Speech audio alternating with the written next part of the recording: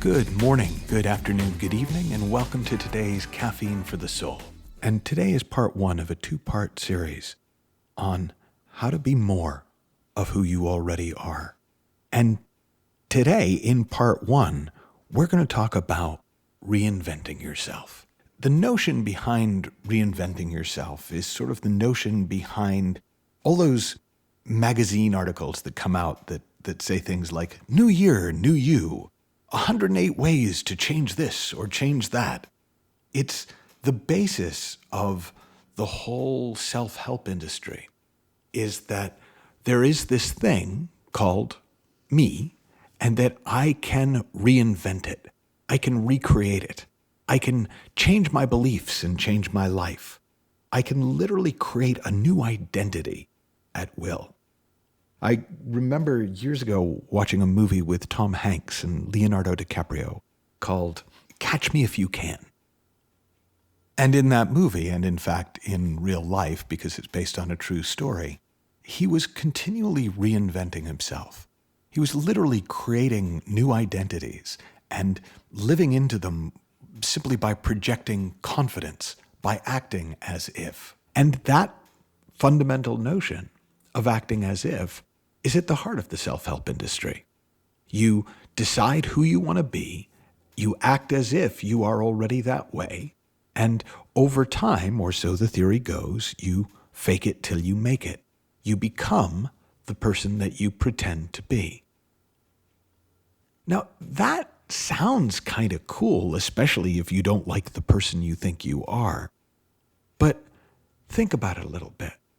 No matter which character the con man from Catch Me If You Can was taking on, he was still who he really was. He didn't really reinvent himself. He reinvented his costume. He reinvented his persona. He reinvented the mask that he wore.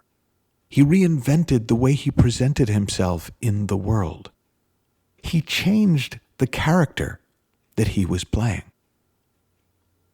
But who was he? Now, in that case, he was a real-life person named Frank Abagnale and went on to work with the FBI and write his story, and we may never know which bits of the story are true and which bits of the story are just more reinvention. But the problem with trying to take on a new identity is that it never really covers up who we really are. Now, there's a model that I've shared for years, which is that we are all at core diamonds, covered in horse crap, coated with nail polish. And if you haven't heard it, I'll do a short version of it here.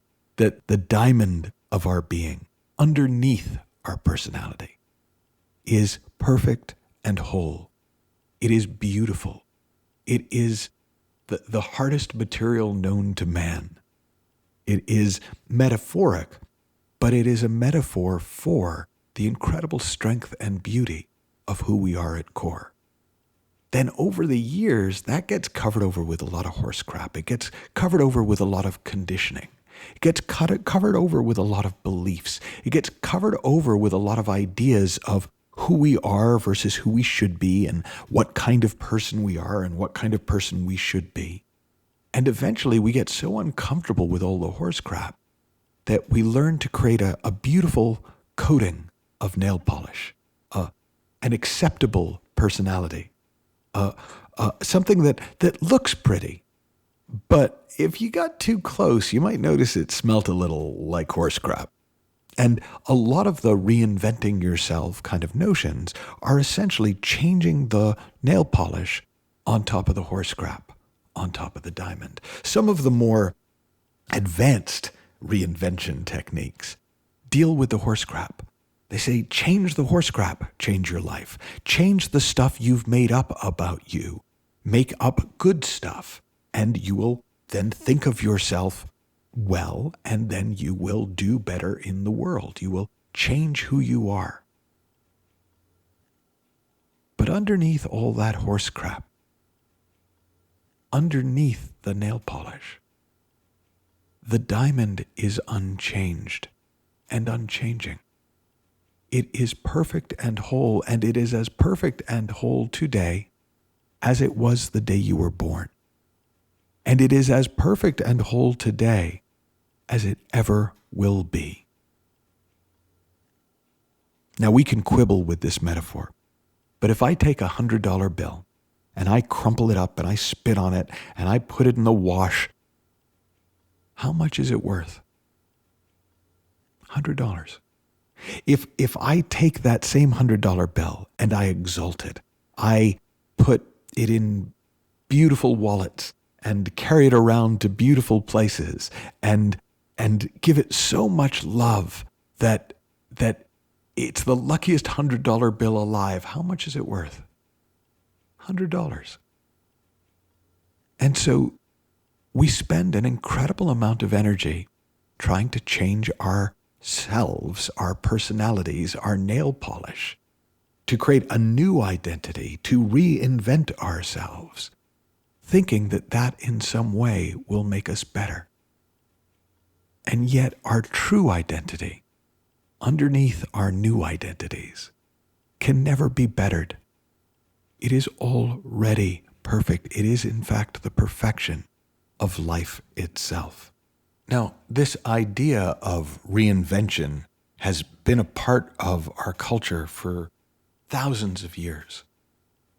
More recently, most people in America, certainly, if you went to high school, you read The Great Gatsby, which is a book about a small-time gangster who reinvents himself as a incredibly successful, incredibly glamorous man. And that attempt at reinvention winds up being his undoing. If you saw the musical Hamilton, you know there's a line in one of the early songs about moving to New York, because in New York you can be a new man. But what if the best that we can do is to uncover who we really are? What if who you are underneath all the inventions, all the new identities you've taken on and evolved over your lifetime, what if your true identity is better than all of them?